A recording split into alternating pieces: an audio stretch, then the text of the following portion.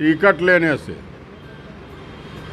कोई विधानसभा में जीत कर नहीं जाएगा। चुनाव का तैयारी पूरा है और सभी मतदाता के बदौलत हम इलेक्शन लड़ रहे हैं। आप देख रहे हैं स्वराज भारत लाइव, सच कहने का साहस। नमस्कार, मैं हूं विक्रांत और आप देख रहे हैं स्वराज भारत लाइव। अभी हम पटना के बाढ़ विधानसभा में मौजूद हैं, जहां से वर्तमान विधायक हैं बीजेपी से ज्ञानेंद्र सिंह ज्ञानू जी।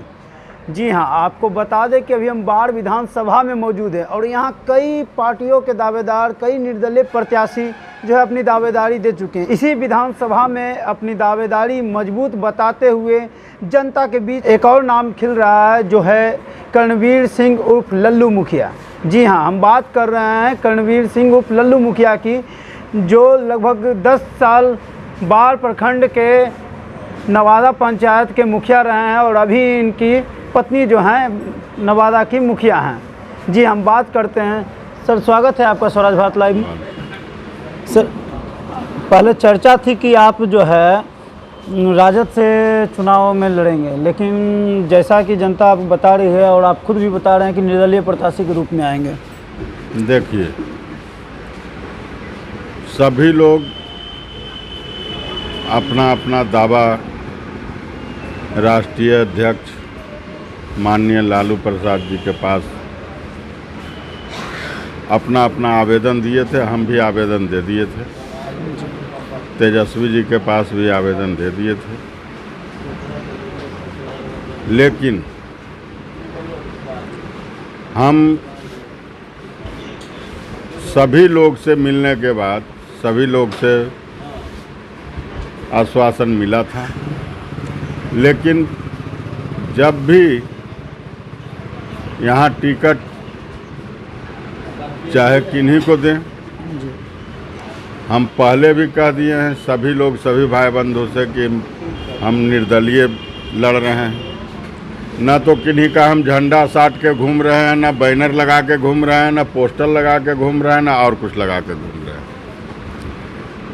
तो जब हम घूम रहे हैं और सभी भाई बंधु सर्व समाज का आशीर्वाद मेरे साथ है, इसके लिए सभी नेता को बेचैनी घुसा हुआ है जी। तो बेचैनी घुसा हुआ है। जब तक केवल टिकट लेने से कोई विधानसभा में जीत कर नहीं जाएगा, जब तक जो कैंडिडेट जिस विधानसभा का होगा उस विधानसभा में कैंडिडेट का भी अपना पहचान होना चाहिए, अपना पकड़ होना चाहिए और समाज के बीच में पहले से जो समाज के बीच में सेवा करते आ रहे हैं उन लोगों का एक अलग अपना पहचान है। हम बाढ़ में जन्म लिए, बाढ़ में बड़ा हुए, बाढ़ में शिक्षा दीक्षा लिए, बाढ़ में पढ़ाई किए।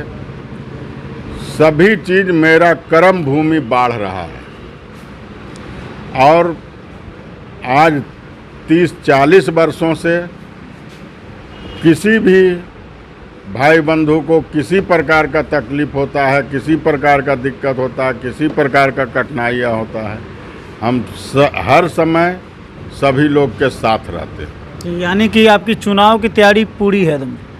चुनाव का तैयारी पूरा है और सभी मतदाता के बदौलत हम इलेक्शन लड़ रहे हैं। बाढ़ विधानसभा की कौन सी मुख्य समस्या है जिस पर मतलब आप बाढ़ विधानसभा से चुनाव लड़ने की तैयारी में हैं? यहाँ कोई समस्या ख़त्म ही नहीं है जो कि आपको समस्या गिना है। जैसे कि कुछ समस्या यहाँ का बहुत सारा है। एक तो किसी भी गांव चल जाइए, किसी का गली नाली, अप्रोच रोड, गांव का निकास, पानी, बारिश का पानी जमा हुआ है उसका कोई निकास नहीं है। आज तक के कोई भी विकास नाम का चीज़ कहीं पर नहीं है और ख़ासकर शिक्षा और स्वास्थ्य आज से 20 साल 25 साल पहले 30 साल पहले यही बाढ़ अनुमंडलीय अस्पताल था जहाँ की राम नरेश बाबू सुपरिटेंडेंट थे और स्वर्गीय रमेश बाबू सर्जन थे, जो कि बेचारे अभी इस दुनिया में नहीं रहे। अरुण बाबू सर्जन थे।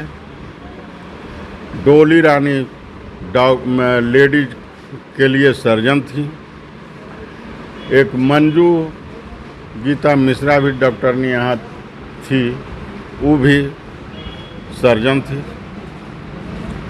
तो कोई भी व्यक्ति को, चाहे हाइड्रोसिल का ऑपरेशन हो, चाहे हरुनिया का ऑपरेशन हो, चाहे अपेंडिक्स का ऑपरेशन हो, चाहे हाथ टूट गया हो, गोड़ टूट गया हो, किसी भी चीज़ का इस अनुमंडलीय अस्पताल में इलाज होता था और यहाँ से रेफर नहीं होता था। अभी एक माथा भी फूटा हुआ रहेगा तो उसको रेफर होगा। यानी कोई व्यवस्था नहीं, यहाँ कोई व्यवस्था नहीं है। जाके ओटी रूम के कभी जाकर आप लोग मुआयना कर लीजिए।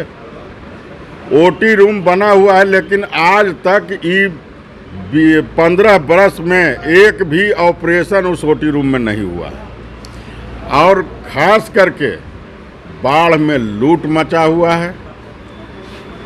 वहाँ जो भी नर्स लोग रहती हैं या कोई भी रहती है, डिलीवरी केस है, नॉर्मल होने वाला है, उसको भेज देता है कमीशन पर।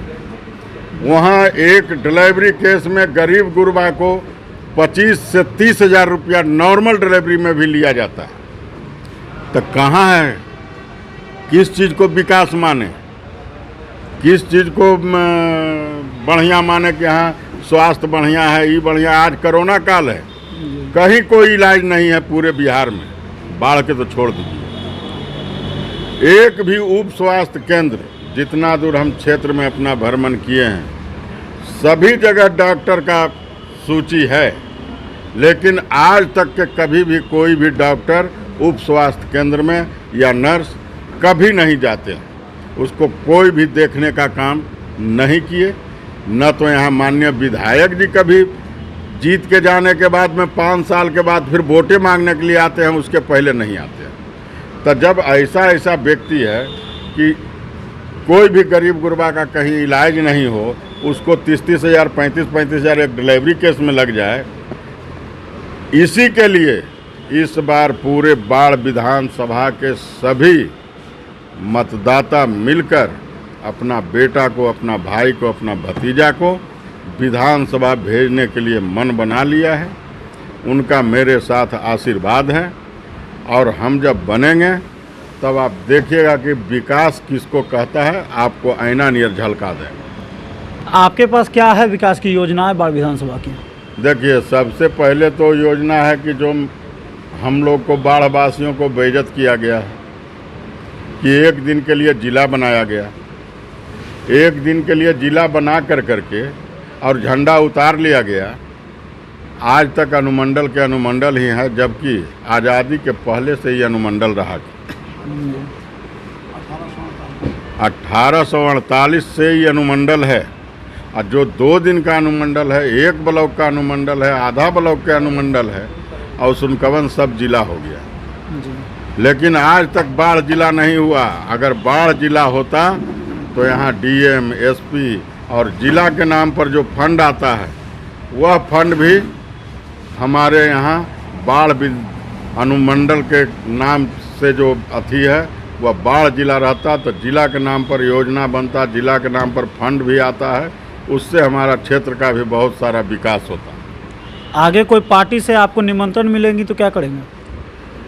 देखिए, हम कोई पार्टी पौआ के नहीं जानते हैं। हम निर्दलीय हैं, हम निर्दलीय रहेंगे, निर्दलीय लड़ेंगे।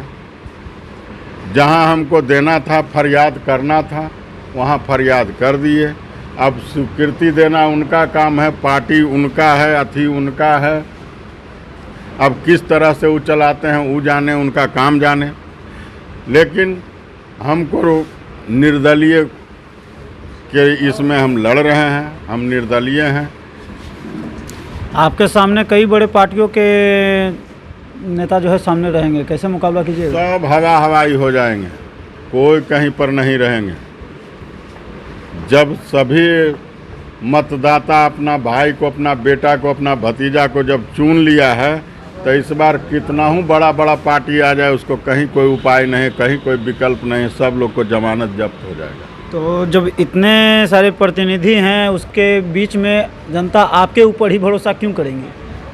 देखिए, हम यहाँ का बेटा हैं, यहाँ के भाई हैं, यहाँ के भतीजा हैं। उसका परीक्षा यहाँ के जनता एक छोटा सा पोस्ट देकर हमें देख लिए हैं कि मेरा कार्यकलाप कैसा है, हमारा बिहेव कैसा है। जहाँ हमारे पंचायत में सर्वो समाज के लोग वास करते हैं, आप भी मेरा पंचायत जा कर के घूम लीजिए, आपको पता हो जाएगा कि हम पर फेथ क्यों करते हैं। युवाओं के लिए आप क्या सोच रखे हैं? युवाओं के लिए रोजगार का उपाय अभी भी, जब हम नहीं कुछ हैं तो भी हम 2-3 हज़ार लड़के को अपने फॉर्म में काम दे रखे हैं। और भी बहुत सा योजना होगा, बहुत सा अथी होगा जिसको कि हम उनको आर्थिक रूप से बैंक से अथी से सहायता दिलाकर उनको स्टैंड करने का काम करेंगे, जिससे कि वो स्वावलंबी हो सके। महिला सुरक्षा के बारे में? महिला सुरक्षा के बारे में उनके लिए भी ठोस से ठोस कदम उठाएंगे जो जिसमें कि उनका भी सुरक्षा हो। उसके बाद में उनके लिए जो महिला, मेरी बहू बेटियां, सभी लोग पढ़ लिख कर करके ऐसे बेरोजगारी में भी वो भी बैठे हुए हैं, उनके लिए भी बहुत सारा योजना है जो कि महिला लोग घर बैठे कर सकती हैं, घर बैठे स्वावलंबी हो सकती हैं। उस तरह का योजना भी हम अपने क्षेत्र में लाएंगे और लगाएंगे और सब लोग को काम, ऋण, मुआवजा मुहैया कराने का काम हम करेंगे। जीतने के बाद सबसे पहला काम क्या कीजिएगा आप? देखिए, मेरे क्षेत्र में हर गांव का पहला काम अलग अलग प्रायोरिटी है। जी। पूरे गांव का और पूरे विधानसभा का एक प्रायोरिटी नहीं है। और ऐसे अगर मानिए तो सबसे मुख्य मुद्दा मेरा है जिला बनवाना, चाहे जिस सूरत में हो, विधानसभा में हंगामा हो या हमको हाई कोर्ट जाना पड़े, सुप्रीम कोर्ट जाना पड़े, कहीं भी जाना पड़े तो जिला बनवाएंगे। उसके साथ साथ जो मेरा पूरे विधानसभा का हर गांव का अलग अलग प्रायोरिटी है, उन लोगों के साथ बैठकर विचार करेंगे कि आपके गांव में कौन सा पहला काम शुरू करें। जिस काम का उन लोगों ने स्वीकृति देंगे वही काम को हम काम कराने का काम करेंगे। जनता अपनी समस्या लेकर आपसे कैसे मिलेगी, कैसे संपर्क करेगी? आप तो देख रहे हैं, अभी भी आप आए हैं, आपके सामने हम बैठे हुए हैं, सब जनता साथे हमरा जौरे बैठल है। कोई किसी का ना अलग चैम्बर है, ना अलग रूम है, एगो टेबल रखे हुए हैं, कुर्सी रखे हुए हैं। जे कुर्सी पर सब भाई बंधु हमारे बैठल है, वही कुर्सी पर हमहू बैठल हैं। तो हमसे मिलने के लिए, पंचायत प्रतिनिधित्व करने के लिए जिस समय हमको अधिकार दिए थे सर्वो समाज मिल कर करके, आज उसके बल पे हम उन लोगों को सेवा करने में सक्षम रहे और उन लोग को अटूट विश्वास है कि इन्होंने जो कह रहे हैं वही करते हैं। और कोई भी माता, बहन, भाई, बंधु पूरे पंचायत को कहीं भी किसी भी समय, रात हो, भोर हो, भिनसरवा हो, हर समय मिलने के लिए मेरे यहाँ दरवाज़ा खुला रहता है। किसी को न कोई परहेज है, न कोई अथी है। बाढ़ की जनता को क्या संदेश देना चाहिएगा? बाढ़ के जनता को संदेश हम यही देंगे कि अभी तो पहले जो समय आया है, इस समय में सभी भाई बंधु, सर्वो समाज के लोग अपना बेटा को जिताने का काम करें, जिससे कि बाढ़ का स्वाभिमान, असम्मान दोनों बढ़े। और इस चीज़ के बाद बाढ़ के जनता को यह हम कहते हैं कि बाढ़ को जिला बनाने के लिए जो भी आपका बेटा को कुर्बानी देना पड़ेगा, उसको देने के लिए तैयार है।